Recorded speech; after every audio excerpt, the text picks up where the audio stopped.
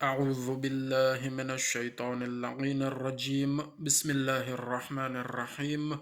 اللهم صل على محمد وآل محمد وعجل فرجهم السلام علیکم ورحمۃ اللہ وبرکاتہ۔ دوستو، ہمارے پیارے نبی حضرت محمد مصطفیٰ صلی اللہ علیہ وآلہ وسلم جو استغفار پڑھتے تھے، وہ آپ کے سامنے پڑھنے کی ہم سعادت حاصل کرتے ہیں۔ آپ فرماتے تھے استغفر اللہ الذی لا الہ الا هو عالم الغیب والشہادۃ العزیز الحکیم الغفور الرحیم ذو الجلال والاکرام واتوب الیہ۔ اللہم صلی علی محمد وآل محمد وعجل فرجہم۔ استغفار سے پہلے بھی درود پاک پڑھ لینا چاہیے اور استغفار کے بعد بھی درود پاک پڑھ لینا چاہیے، اور ویسے بھی کوئی بھی دعا اگر آپ نے اللہ تعالیٰ کی بارگاہ میں کرنی ہے تو کوشش کریں کہ پہلے اللہ رب العالمین کی حمد اگر بیان ہو جائے اور پھر درود پاک پڑھا جائے، اور پھر دعا کی جائے، اور پھر دعا کے بعد پھر درود پاک پڑھا جائے، تو اس سے دعائیں جلد قبول ہو جاتی ہیں۔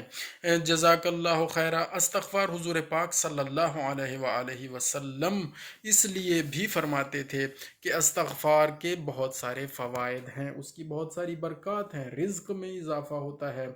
اور خوشحالی میں اضافہ ہوتا ہے، اور غم دور ہوتا ہے، جو پہلے ہم آپ سے شیئر کر چکے ہیں۔ اور صرف گناہ معاف نہیں ہوتے، جو ہم جیسے گناہ گاروں کے لیے تو بہت ہی ضروری ہے کہ گناہ معاف ہوں، اور ہم نے ہر وقت استغفار ہمیں کرنا چاہیے، اور کیونکہ ہم گناہ گار ہیں اور ہم سے کوتاہیاں گناہ سرزد جانتے ہوئے جانتے بوجھتے بھی ہو جاتے ہیں، اور بغیر جانے بوجھے بھی ہو جاتے ہیں۔ اللہ تعالیٰ معاف کرنے والا ہے، اور اللہ تعالیٰ نے یہ استغفار اور توبہ کا راستہ ہمیں دکھا کر ہم پر بہت بڑی عنایت کی ہے۔ لیکن 14 معصومین جن میں سید الانبیاء حضرت محمد مصطفیٰ صلی اللہ علیہ وآلہ وسلم پہلے ہیں، اور پھر پاک بی بی سیدہ فاطمۃ الزہرا سلام اللہ علیہ ہیں، اور 12 ائمہ ہیں یا 12 امام ہیں، یہ 14 معصومین بھی استغفار پڑھتے تھے اور اللہ تعالیٰ کی بارگاہ میں استغفار کی تسبیح پڑھا کرتے تھے، اور مختلف الفاظوں کے ساتھ استغفار مروی ہیں، اور روایتیں اور احادیث موجود ہیں، اقوال معصومین بھی موجود ہیں۔ اور ایک حدیث مبارکہ آپ کے سامنے حضور پاک کی ہم نے پڑھی، جو حضور پاک صلی اللہ علیہ وآلہ وسلم استغفار پڑھتے تھے، وہ آپ کے سامنے پڑھنے کا شرف حاصل کیا۔ تو وہ استغفار، اس کے فوائد، ان کے استغفار کرنے کے فوائد پوری کائنات کو ملتے ہیں، برکتیں پوری کائنات میں بانٹ دی جاتی ہیں اور تقسیم کر دی جاتی ہیں۔ فیوز و برکات جو 12 ائمہ 14 معصومین کے استغفار پڑھنے کی وجہ سے اللہ تعالیٰ کی بارگاہ سے عنایت ہوتے ہیں، وہ فیوز و برکات 14 معصومین پر اور پھر ان کے صدقے سے پوری کائنات پر بانٹ دیے جاتے ہیں، تقسیم کر دیے جاتے ہیں۔ اور سلسلہ معصومیت کے 14ویں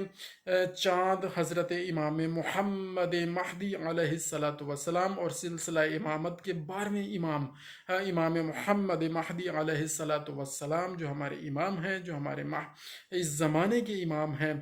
وہ اس زمانے میں زندگی میں بسر کر رہے ہیں اور گزار رہے ہیں، اور ان کے وجود پر نور کی برکت سے، اور ان کی تسبیحات کی برکت سے، اور ان کے ذکر اذکار کی برکت سے، اور ان کے پڑھے جانے والے استغفار کی برکت سے فیوز و برکات اس دنیا میں اللہ رب العالمین نازل فرما رہے ہیں۔ اور اس میں بھی شک نہیں ہے کہ جب ہم ان کی تعلیمات کے مطابق ذکر خدا کریں گے، استغفار پڑھیں گے، اور نماز، روزہ، حج، زکوٰۃ، خمس، جہاد، امر بالمعروف نہی عن المنکر، تولی تبرہ پر عمل کریں گے، یہ فروع دین ہے، اور توحید، عدل، نبوت، امامت، قیامت پر ایمان و عقیدہ پختہ رکھیں گے، تو پھر ہمارے بھی اعمال کے نتیجے میں اللہ تعالیٰ صدقہ پنجتن پاک 12 ائمہ 14 معصومین کا ہمیں بھی فیوز و برکات ہمارے اعمال کے سلسلے میں بھی عنایت فرماتے ہیں۔ اللہ تعالی ہمیں عمل کی توفیق عطا فرمائے۔ یہ ساری ویڈیوز اس لیے ہوتی ہیں تاکہ ایک تو میں اپنے لیے توشہ آخرت کو اکٹھا کرنے کی کوشش کرتا رہتا ہوں، اور انشاءاللہ العزیز یہ ایک صدقہ جاریہ ہے ہماری زندگی میں بھی، اور انشاءاللہ ہمارے بعد بھی یہ سلسلہ کوئی نہ کوئی بھائی دوست کسی کے لیے ضرور فائدہ مند ثابت ہوگا۔ جو درود پاک پڑھ لے گا، جو استغفار پڑھ لے گا اس ویڈیو کو دیکھ کے، یا کسی کا کوئی فائدہ ہو جائے گا، ایک دفعہ سن بھی لے گا تو انشاءاللہ اس کو بھی فائدہ ہوگا اور ہمیں بھی فائدہ ہوگا، ہمارے نامہ اعمال میں بھی اضافہ ہوگا، کیونکہ گناہوں کو ختم بھی تو کرنا ہے نا۔ اپنی زندگی سے گناہوں کو ختم کرنے کے اور کیا طریقہ ہے؟ استغفار کے علاوہ، درود پاک کے علاوہ، ذکر اذکار کے علاوہ، دعا اور مناجات کے علاوہ، اور اللہ تعالیٰ سے لو لگانے کے علاوہ اور تو کوئی طریقہ نہیں ہے۔ اور یہ دنیا ہے اور یہ زندگی ہے اور ہمارے ارد گرد کا جو ماحول ہے اس میں ہم سے بہت زیادہ مسائل اور کوتاہیاں اور گناہ